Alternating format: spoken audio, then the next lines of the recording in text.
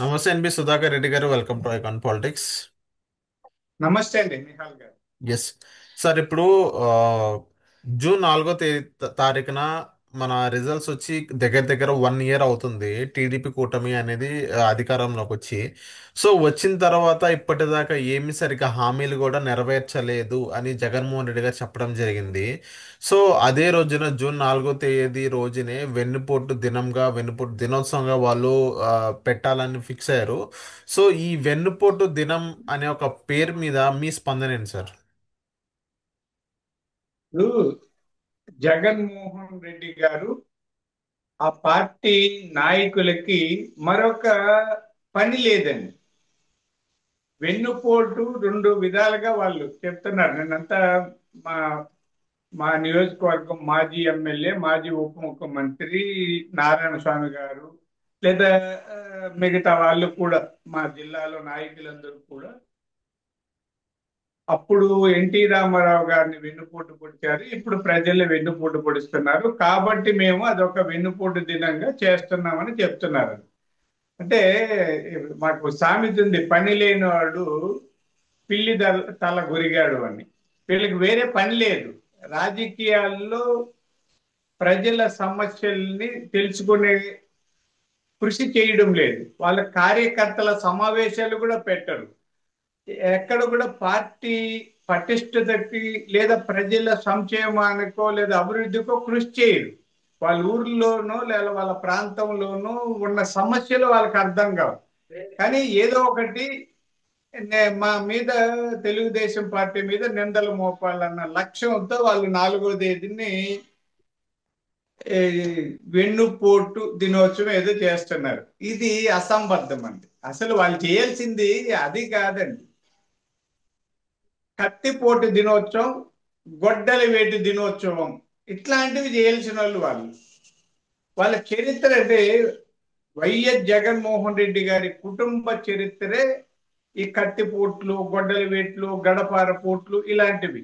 అంటే వాళ్ళ తాత రాజారెడ్డి కాలం నుంచి కూడా, అంటే అక్కడ ఎక్కడో నర్సయ్య అనే ఆయన దగ్గర చేరారు, ఆయన ఆస్తులన్నీ కాజేశారు. అలా వాళ్ళు ఎన్ని చేశారంటే మనకు బాగుండదు కాబట్టి చెప్పను. ఆ మాట చెప్తేనే జనం అందరికి తెలుసు.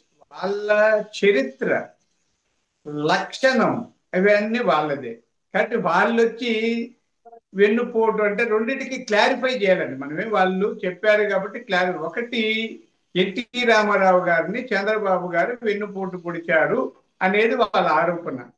సార్, 30 ఏళ్ల క్రితం పార్టీని, సంక్లిష్ట పరిస్థితుల్లో ఉన్న పార్టీని తన చేతుల్లోకి తీసుకొని భుజాల మీద 30 ఏళ్లుగా మోస్తున్నారని. ఒకవేళ వాళ్ళు చెప్పినట్టు అనుకుందాం, 95లో వెన్నుపోటు పొడిచి ముఖ్యమంత్రి అయ్యారు చంద్రబాబు నాయుడు గారు అనుకుందాం. మరి 99లో ఆయన ఎలా గెలిచారండి? ప్రజలు ఆదరిస్తే కదా గెలిచారు. ఈ వెన్నుపోటని అరిచే వాళ్ళు, కేకలు పెట్టే వాళ్ళలో లక్ష్మీ పార్వతి గారు కూడా ఒకరు. ఆమె ఎన్టీ రామారావు గారికి భార్య అని చెప్పుకుంటున్నారు ఇప్పటికి కూడా. నేను నందమూరి అనే చెప్పుకుంటారు ఆమె, లక్ష్మీ పార్వతి గారు. మరి ఆమె వార్డు మెంబర్ గా కూడా గెలవలేదు. ఆమె ఒక పార్టీ పెడితే దాని అడ్రస్లు ఎక్కడ ఉన్నాయో తెలియదు. ఆమె ఇప్పుడు వెళ్ళి జగన్మోహన్ రెడ్డి గారి పంచన చేరి ఇలాంటి ఏదో కాకమ్మ కబుర్లు చెప్పుకుంటున్నారు. 30 ఏళ్ళుగా పార్టీని నడిపిస్తూనే ఉన్నారు చంద్రబాబు నాయుడు గారు. ప్రతి 2 ఏళ్లకు ఒకసారి ఇక మహానాడు పెట్టి మహానాడులో ఆయన ఎన్నిక అవుతున్నారు. ఈ తాజాగా జరిగిన కడప మహానాడులో కూడా ఆయన ఏ నామినేషన్ వేశారు, ఏకగ్రీవంగా ఎన్నికయ్యారు. ఇప్పుడు 1,02,00,000 మంది సభ్యులు ఉన్నారు. 1,02,00,000 మంది సభ్యుల ఆమోదం అయ్యారు తప్ప దీనికి వెన్నుపోటు వర్తించదు. వర్తించే ఎవరన్నా చెప్పేవాళ్ళు మూర్ఖుల కింద లెక్క వేయాలి, వదిలేద్దాం. ఇప్పుడు రెండోది వాళ్ళు జగన్మోహన్ చెప్పే వెన్నుపోటు. సార్, ఇప్పుడు జగన్మోహన్ రెడ్డి గారు ఏంటంటే, జగన్మోహన్ రెడ్డి గారు కానీ వాళ్ళ టీం కానీ ఏం చెప్తున్నారంటే, ఇచ్చిన హామీల గురించి మాట్లాడుతున్నారు. ఇచ్చిన హామీలు సరిగ్గా అమలు చేయని పరిస్థితి, సూపర్ 6 సంబంధించింది. సో ఏదైతే ప్రజలకు ఏదైతే వాళ్ళ హామీలు ఇచ్చారో ఇప్పటిదాకా వాళ్ళు ఇవ్వలేదు. సో ఈ సంవత్సరంలో వాళ్ళు హామీలు నెరవేర్చలేదు. దీన్ని వెన్నుపోటు దినంగా కాకుండా ఇంకేంటి అని వాళ్ళు క్వశ్చన్ చేయడం జరుగుతుంది. సో దాని పట్ల మీరేమంటారు సార్? అదేండి నేను రెండోది చెప్పేటప్పుడు మీరు ప్రశ్న రెండో వెన్నుపోటు సూపర్ సిక్స్ అమలు చేయలేదు అని. ఏమంటే మొత్తం దివాలా తీసిన రాష్ట్రాన్ని సరిచేస్తూ అభివృద్ధిని అందిపుచ్చుకుంటూ ఉత్పాదక శక్తిని పెంచుతూ సంపద సృష్టిస్తూ సంక్షేమాన్ని అమలు చేస్తామని తొలి నుంచి చంద్రబాబు నాయుడు గారు చెప్తున్నారు. వస్తానే పెన్షన్లు ఇచ్చారు. ఇచ్చారా లేదండి? వెంటనే ఇచ్చారు. తర్వాత గ్యాస్ సిలిండర్లు ఇచ్చారు.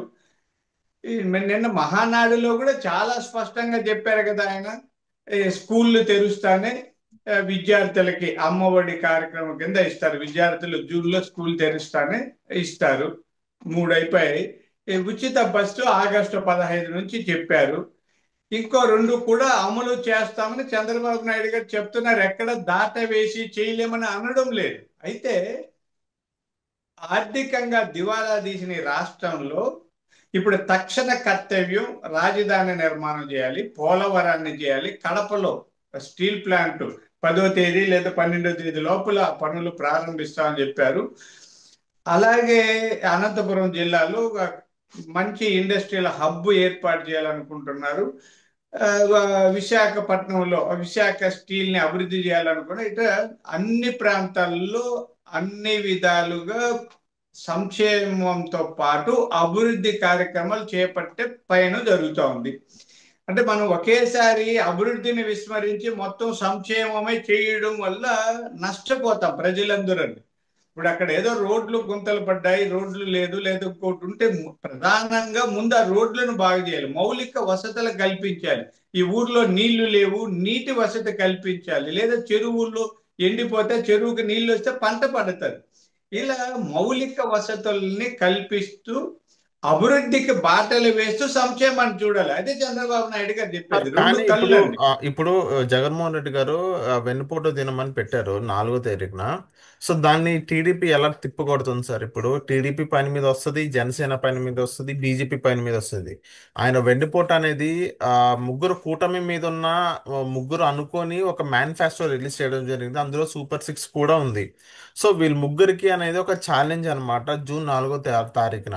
సో ఈ ముగ్గురు పార్టీలు ఆ జనసేన బీజేపీ పక్కన పెడితే టీడీపీ పార్టీ ఎలా తిప్పికొట్టబోతుంది? ఏదైతే వాళ్ళు చేసిన ర్యాలీలు కానీ అవన్నీ ఆపే యోచనలో మళ్ళీ జగన్మోహన్ రెడ్డి గారిని హౌస్ అరెస్ట్ చేయడం కానీ వాళ్ళ మాజీ ఎమ్మెల్యేలు కానీ ఎంపీలు కానీ వాళ్ళందరినీ హౌస్ అరెస్ట్ చేయడం, ఇలాంటి బందోబస్తులు ఇలాంటి హడావుడి కార్యక్రమాలు ఏమైనా చేయబోతున్నారా 4వ తారీఖున? తెలుగుదేశం పార్టీ కానీ కూటమి ప్రభుత్వం కానీ ఆ 4వ తేదీ వాళ్ళు చేసే వాటిని పట్టించుకోవడం లేదు. అదొక సమస్యగానో లేదా ఉద్యమంగానో వ్యవహారంగానో కార్యక్రమంగానో భావించడమే లేదు. మీరు అన్నట్టు హౌస్ అరెస్ట్లు అట్లాంటివి అది లా అండ్ ఆర్డర్ ప్రాబ్లం అండి. దానికి తెలుగుదేశం పార్టీకి సంబంధం లేదు. లేదా ఓకే. కూటమిలో ఉన్న జనసేన భారతీయ జనతా పార్టీ కూడా సంబంధం లేదు. ఓకే. మేము అధికారంలో ఉన్నా వాళ్ళ అధికారంలో ఉన్నా ఎవరి అధికారంలో ఉన్నా శాంతి భద్రతలు రక్షించాల్సిన బాధ్యత పోలీసులది ఉంటుంది. వాళ్ళ ఓకే. దగ్గర రకరకాల వింగ్స్ ఉంటాయి. సిఐడిలు ఉంటారు, అంటే ఇప్పుడు స్పెషల్ పోలీసులకి బ్రాంచ్ మీకు వాళ్ళు సంబంధం ఉంటారు. లేదంటారా? లేదండి. ఇప్పుడు మీకు పార్టీ వేరు, ప్రభుత్వం వేరు అండి. అంటే మా పార్టీ అధ్యక్షుడే ప్రభుత్వం అధినేత ముఖ్యమంత్రిగా ఉండొచ్చు. ప్రభుత్వం వేరు, పార్టీ వేరు. ప్రభుత్వం అనగానే ఆ ప్రభుత్వం ఇప్పుడు ధర్నాలు రాస్తారోకోలు చేస్తారండి. అక్కడ ఏదైనా ఆ, అను ఏదో చేయొచ్చు, వాళ్ళు ఏమైనా చేయొచ్చు. ఈ రా ఇది ఆ ఉద్యమం పేరుతోనో లేకపోతే రాస్తారోకో పేరుతోనో లేదా నిరసన ర్యాలీల పేరుతోనో దోపిడీలు జరగచ్చు, దొంగతనాలు జరగచ్చు, దారుణాలు జరగచ్చు, బాంబులు వేయచ్చు, కత్తులతో పొడవచ్చు, ఏమైనా జరగచ్చు. వాటిని ముందే గ్రహించి హౌస్ అరెస్ట్లు చేయడము లేదా చేయడము అవన్నీ పోలీసు శాఖ చూసుకుంటారు. అర్థమైందా? కాబట్టి పోలీసు శాఖ చేసే పనిని కూడా తెలుగుదేశం పార్టీ చేయదు కదా. అవును. తెలుగుదేశం పార్టీకి అంటే ఇక్కడ చాలా సున్నితమైన సరళ రేఖ ఉంటుందండి. ఓకే. ప్రభుత్వం వేరు, పార్టీ వేరు. ఇప్పుడు మేమంతా ముఖ్యమంత్రి గారు, మంత్రులు వాళ్ళు ఉన్నారు. వాళ్ళకున్న అధికారాలు, హోదాలో తెలుగుదేశం పార్టీ కార్యకర్తలకు ఎక్కడ ఉంటుందండి? మా మంత్రే ఉండొచ్చు. మా మంత్రి మా కోసం అన్యాయం చేయగలడా? ఇప్పుడు నాకు చదువు లేకుండా నాకు ఎవరికైనా ఉద్యోగం ఇప్పించగలరా మంత్రి ముఖ్యమంత్రి? చేయలేదు. ప్రభుత్వం కొన్ని విధి విధానాల మీద, రాజ్యాంగ నిబంధనల మీద ఆధారపడి పనిచేస్తుంది తప్ప పార్టీ మీద కాదు. ఓకే. పార్టీ వేరు. పార్టీలో ఒకవేళ మేము ఏదైనా చేయొచ్చు ఇప్పుడు. ఆ, అది కాబట్టి ఈ వెన్నుపోటు దినం అనేది తప్పు.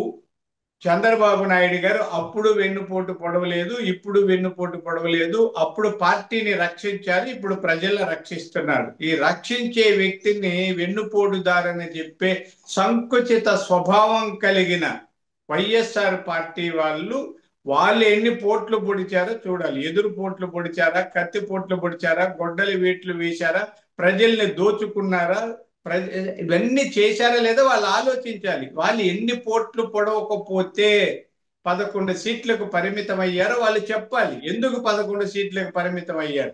ఆయన 99% నేను నా హామీలు అమలు చేశానని జగన్మోహన్ రెడ్డి గారు జబ్బులు జరుచుకుంటున్నారు. మరి 11 సీట్లు ఎందుకు వచ్చాయో చెప్పాలి కదా.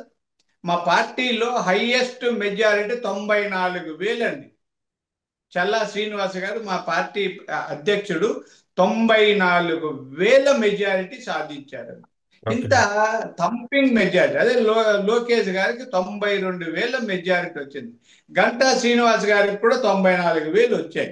అంటే మీకు ఇట్లా లెక్కలన్నీ ఉన్నాయి. ఇంత భారీ మెజారిటీతో కాంగ్రెస్ అదే మా కూటమి నాయకుల్ని గెలిపించారు ప్రజలంటే జగన్మోహన్ రెడ్డి గారు ఎన్ని పోట్లు పొడిచారో అందరికీ అవగతమైంది. అతనికి రాజకీయ పరిణతి, పరిజ్ఞానము, సేవా దృక్పథము, సామాజిక స్పృహ లేదు. దోపిడీలు, దొంగతనాలు, అక్రమార్జనలే రాజకీయం అనుకునే వైఎస్ఆర్ పార్టీని భూస్థాపితం చేయాలనుకున్న ప్రజలు అఖండ మెజారిటీ మాకు అప్పగించారు. కాబట్టి వీళ్ళు ఉత్తుత్తి మాటలు, తాటాకు చప్పుళ్ళు, కుందేళ్ళు, బుడత ఊపులు ఇవన్నీ మానేస్తే మంచిది. Okay. Okay. So thank you sir మైకాన్ పాలిటిక్స్ వచ్చినందుకు.